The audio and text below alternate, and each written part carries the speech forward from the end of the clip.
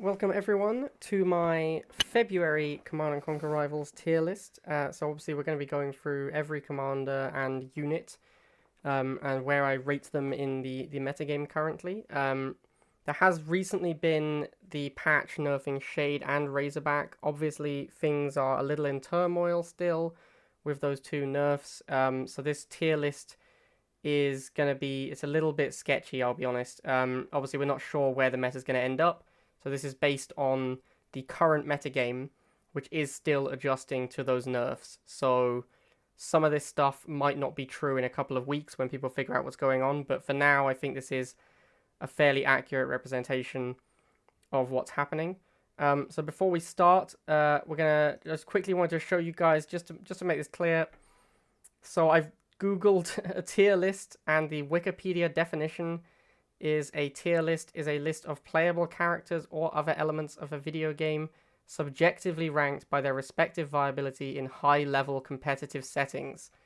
I just wanted to make this clear before we start, because obviously these tier lists are based on competitive play and high Tiberium play. Just wanted to clear that up before we got started. So we're going to move on and talk about what the tiers mean. We've used the same system we've been using for a few months now, so S is God tier. These things are probably overpowered, but not necessarily. Obviously, last season, the only S tiers were Shade and Razorbacks. They were definitely overpowered, but, you know, it's not a guarantee. Like, these are just in my opinion, obviously.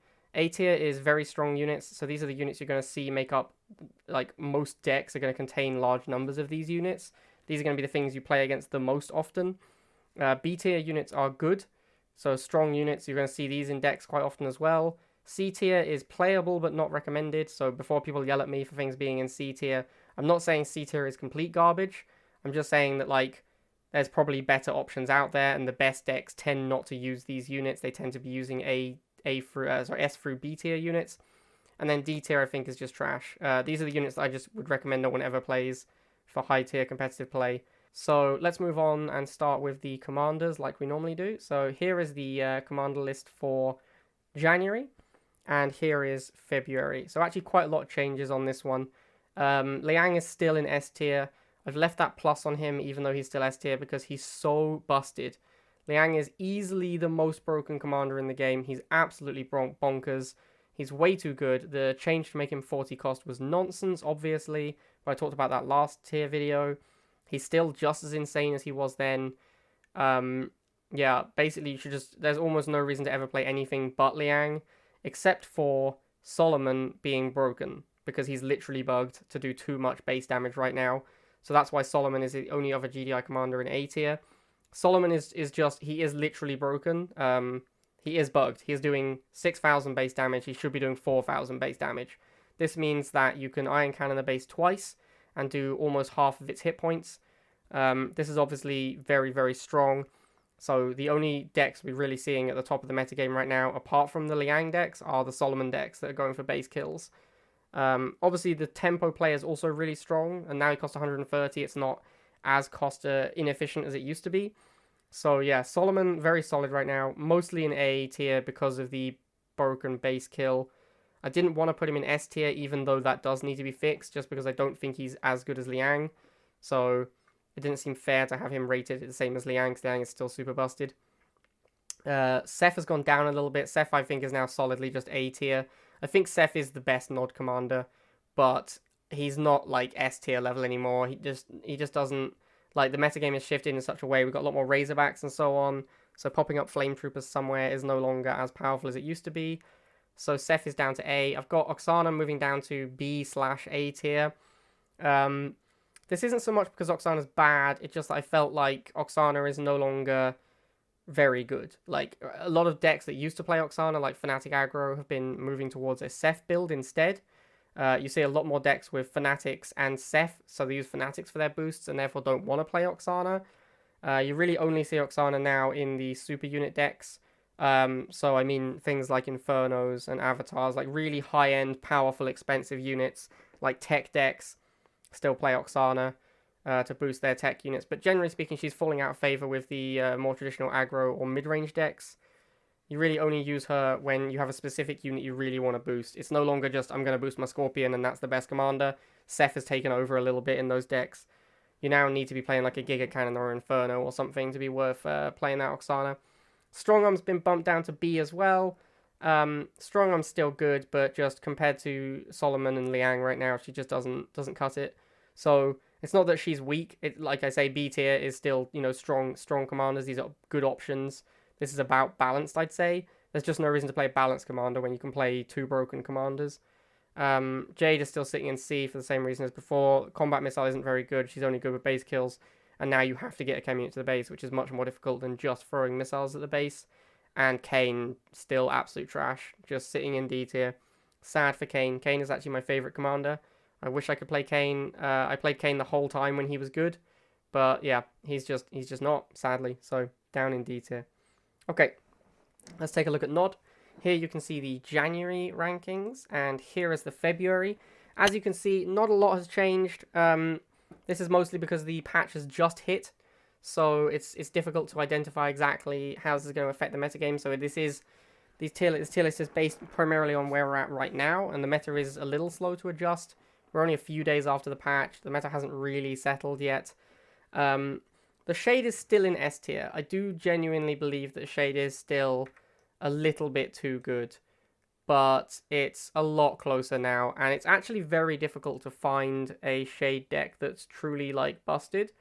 The Shade itself is very good, but it's very difficult to find a really good deck for it. It doesn't really have that shell the same way the Razorback does, so I've kind of put it in S tier because I do think it is still too strong for its stats, but it's now borderline A tier at this point.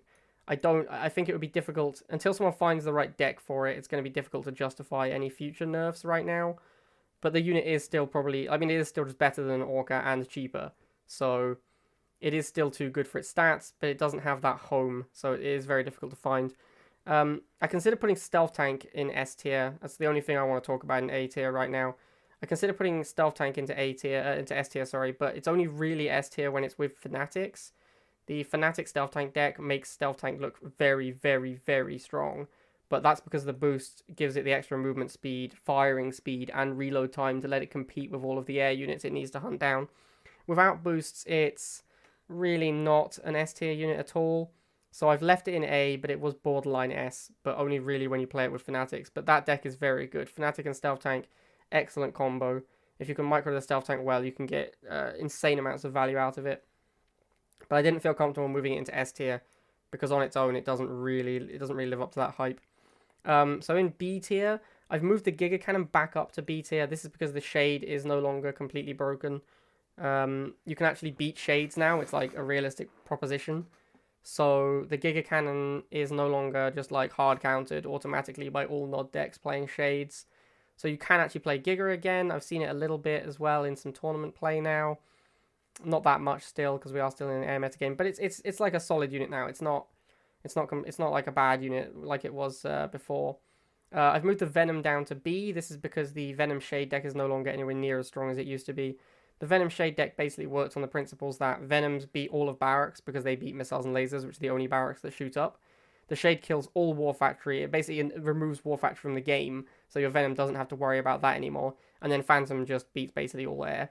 So that was the principle of that deck. The Phantom is still very strong. It's still in A tier, but I think the Venom falls off quite a lot without the infinite Shade spam protection to keep it alive. It's quite easy to take it down now with bikes and stealth tanks and so on. And Shade no longer just relegates those units to unplayable levels. So the Venom's down in B tier, but it is still a good unit. It's still definitely solid.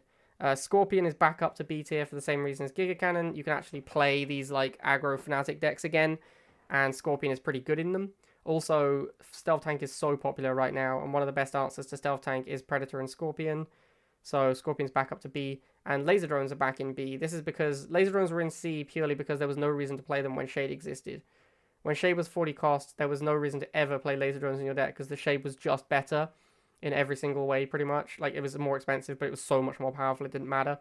Now that the Shade costs 60, that's not true anymore. Laser Drones are now a viable option again in certain decks. Like, decks that want a cheaper option for that role, Laser Drones are better again. And they're still very good versus Nod. So yeah, Laser Drones are back in B. They're definitely a playable unit. Borderline A, honestly, they're very strong. But again, like, they're so bad versus GDI and so good versus Nod that it's really hard to justify putting them in A tier. Like, they still don't beat most GDI decks because Pitbulls can hunt them down pretty easily. And the last thing I've moved is I've put the Confessor into C tier. This one I'm not sure about.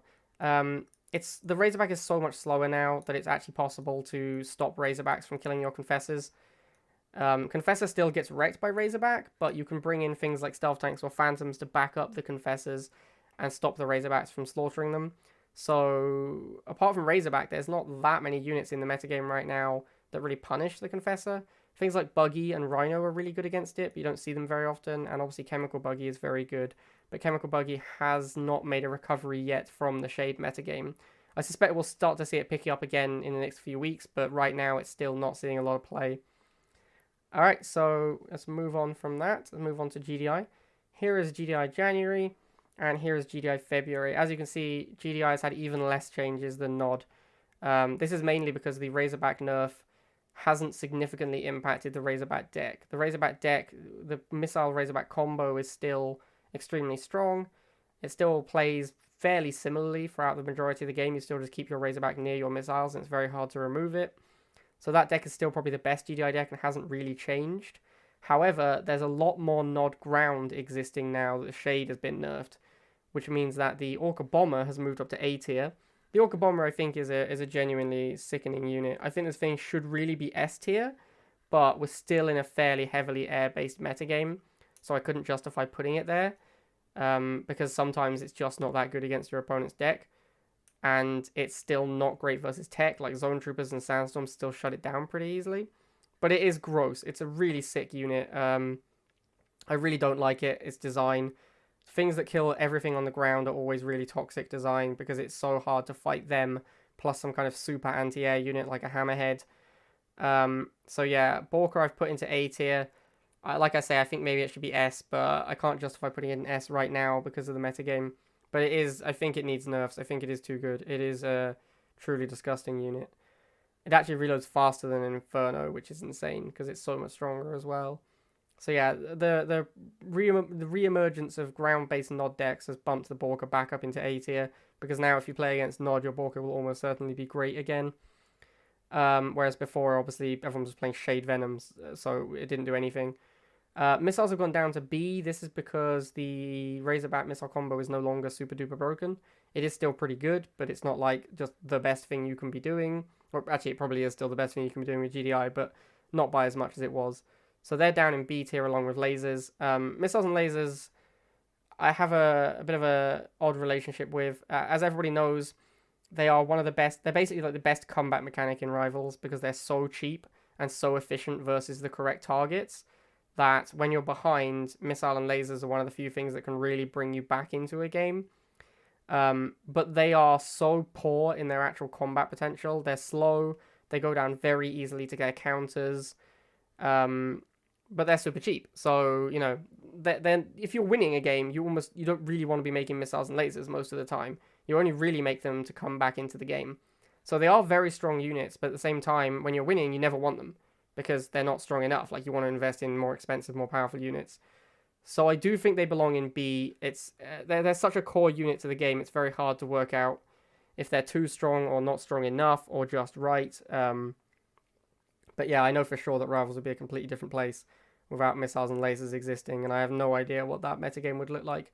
But I don't think they're overpowered, and like I say, I think they're quite bad units, but also they're so efficient for their cost.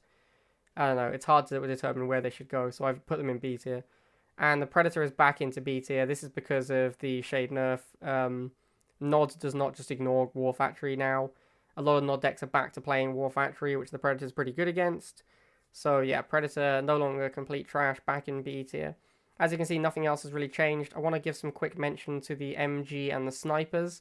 Both of these units were put into C tier because of the Razorback, pretty much. That was it. Like, the Razorback was so good, it just removed both of these units from the metagame entirely. So first I want to talk about the Snipers. I still don't think they're there yet. I think Razorback's still too popular and still removes them too easily from the battlefield. So I don't think they have managed. I don't think they should be back in B tier yet. But that could change over the next couple of weeks as people adjust their decks and figure out how to fight Razorbacks now they're slower. And the MG So this one's weird because the MG with Liang is very strong. With Liang, I think MG could be an A or even S tier unit, but I don't know if it's fair to put MG there because it's really the Liang that makes it disgusting, and Liang is already S tier. The MG itself, without Liang, is a fairly underwhelming unit. It's pretty easy to remove it if you can just chip away at it over time. And then once it's gone, it's quite easy to prevent them setting up a new one. But Liang just allows it to stay there forever and never ever take damage because it out-heals so many things. So yeah, with Liang, it's super good. Without Liang, it's C tier. So I've left it in C tier, but the majority of this metagame tier list is based on playing it with the other units, so I'm not sure where it should be. But I don't see it ever in competitive play. That's the main reason it's in C tier. It's a very frustrating unit to play against on ladder, especially like with Liang at least. But I basically have never seen it in tournament play still. So that's why it's still sitting in C tier. It doesn't really see play at the high competitive level. Alright, so that is my tier list, guys. As I said, obviously, things haven't really changed a huge amount because the metagame hasn't really evolved yet due to these nerfs. But I suspect March tier list, we could see a big shake-up as people adjust to these Shade and Razorback nerfs. So yeah, I thought I'd bring you my February tier list and just, yeah, let you know that I think the March one should be a lot more movers and shakers. Alright, guys, as always, this is my opinion. It is based on competitive play and high Tiberium, obviously. And it is also based on, obviously, like my opinions and the opinions of people that I trust and have had discussions with. So, yeah. If you guys have your own thoughts, obviously feel free to put them in the comments and I'll discuss them further with you. But yeah, that'll be it for me, and that's the end of my tier list. So I hope you guys enjoyed that, and I'll see you next time.